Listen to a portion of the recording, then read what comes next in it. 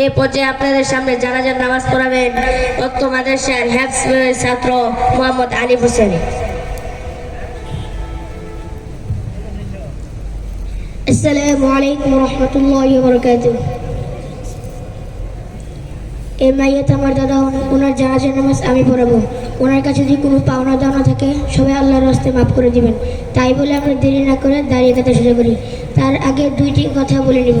জানাজার নামাজে দুইটি কাজ করা ফরজ। 4 তাকবীরে আল্লাহু আকবার বলা, দাঁড়িয়ে জানাজার নামাজ পড়া। জানাজার নামাজে 3টি কাজ করা সুন্নত।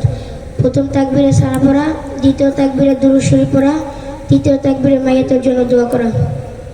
আর যারা আরবি নিয়ত না পারি বাংলা যেভাবে পড়ে নিব।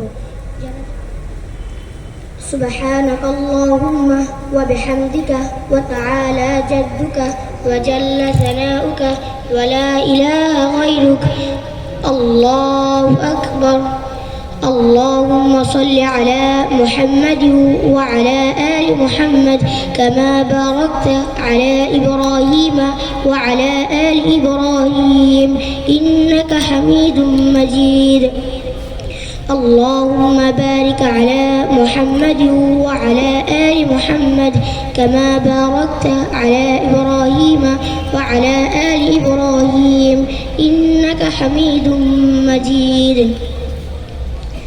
الله أكبر اللهم اغفر لحينا وميتنا وشاهدنا وغائبنا وصغيرنا وكبرنا وذكرنا وأنثانا اللهم من أحييته منا فأحيه على الإسلام ومن توفيته منا فتوفه على الإيمان الله أكبر السلام عليكم ورحمة الله السلام عليكم ورحمة الله